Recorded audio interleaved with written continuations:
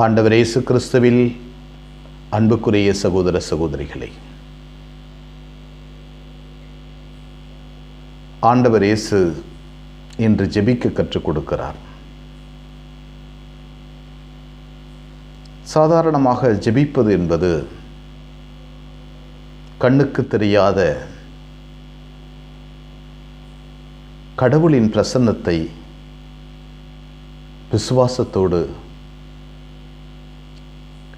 கேட்பது கிடைக்கும் என்று ஜெபிக்கின்ற, பேசுகின்ற ஒரு நிலை. இந்த கண்ணுக்கு தெரியாத ஒரு மனிதரை நினைத்து கொண்டு பேசுதல். இங்கே நம்பிக்கையற்ற சூழ்நிலையா என்றால் இல்லை. அப்படி என்றால் இந்த கண்ணுக்கு தெரியாத மனிதர் இருப்பாரா? இருக்கிறார். யார் சொன்னது? கிறிஸ்து சொல்லியிருக்கிறார். ஆண்டவர் சொல்லியிருக்கிறார், நான் உலகம் முடியும் வரை உன்னோடு இருப்பேன். எனவே அவர் வாழ்கிறார். எப்படி வாழ்கிறார்? உயிர்த்தெழுந்த மனிதராய் நம்மிடையே வாழ்கிறார். எனவே கண்ணுக்கு தெரியாத ஏதோ ஒரு பீயிங், ஒரு பொருளோடோ பேசவில்லை, மாறாக ஒரு ஆளிடம் பேசுகிறோம். அவர் நம்மை பற்றி எல்லாவற்றையும் தெரிந்தவர்.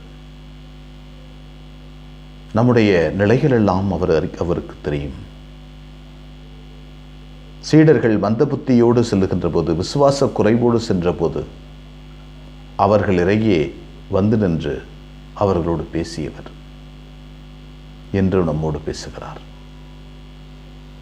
எனவே விண்ணகத்தில் இருக்கின்ற எங்கள் தந்தையே என்று கூப்பிடலாம். தந்தையினுடைய அன்பை சுவைக்கலாம். ஒரு கிறிஸ்துவ வாழ்வினுடைய சாராம்சமே இந்த ஜெபத்தில் அடங்கியிருக்கிறது. ஒருவரை மன்னிப்பது, முழுமையாக மன்னிப்பது, முழுமையாக ஏற்றுக்கொள்வது, நம்முடைய தவறுக்காக, குறைகளுக்காக ஆண்டவரிடம் மன்னிப்பு கேட்பது, காலம் முழுக்க தீமையிலிருந்தும் தீமையினுடைய கவர்ச்சியிலிருந்தும் கடவுள் காப்பாற்ற வேண்டும் என்று நினைப்பது, வேண்டிக் கொள்வது. அதுதான் கிறிஸ்தவனுடைய வாழ்வு. தீமையிலிருந்து வெளிவருவதும் தன் சகோதரனோடு எல்லா நிலைகளிலும் நட்புறவில் இருப்பதும் தான். இந்த வாழ்வு வாழ்வதற்கு கடவுள் உணவு தர வேண்டும். உணவு என்ற பராமரிப்பு, உணவு என்ற பாதுகாப்பு, உணவு என்ற எல்லாம் கடவுள் நமக்கு தர வேண்டும். அதை அவர் தருகிறார், தந்து கொண்டே இருக்கிறார். கேளுங்கள், உங்களுக்கு கொடுக்கப்படும் என்று சொல்லியிருக்கிறார். எனவே ஆண்டவர் சொன்னதனால் நிறைவேறும் என்ற நிலையில் அவரை நோக்கி வாழுதல், அவரை நோக்கி பேசுதல், நம் இதயத்தை திறந்து காமித்தல், இதுதான் ஜெபம். இந்த ஜெபத்தை நாம் தொடர்ந்து சொல்லுவோம். எங்களை வழிநடத்துகின்ற ஆண்டவரை போற்றுகிறோம். அற்புதமான நாளுக்காக நன்றி சொல்கிறோம்.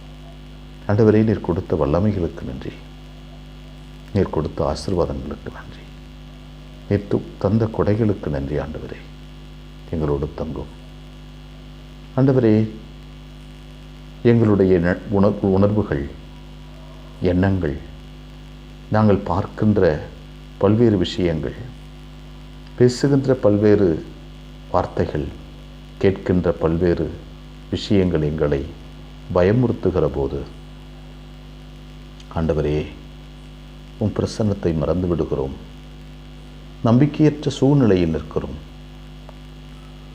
உமது பிரசன்னத்தை தாரும் ஆண்டவரே. முகவாட்டத்தோடு நடந்து போன மனிதர்களோடு நீ நடந்தீரே, எங்களோடு நடந்து வாரும். எங்கள் வாழ்வில் எங்களோடு தங்கும். உமது பிரசன்னத்தை எங்களுக்கு தாரும். எங்கள் நம்பிக்கையை வளமையாக்கும். உம் பிரசன்னத்தை ஒவ்வொரு நாளும் நாங்கள் உணர வேண்டும். அந்த உள் உணர்வுகளை, ஆசையை, மகிழ்ச்சியை தொடர்ந்து எங்களுக்கு தாரும் ஆண்டவரே. அன்னைமரியே, எங்கள் அன்பு தாயே, திருமகனிடம் எங்களுக்காக இடைவிடாது பரிந்து பேசும். ஆமென்.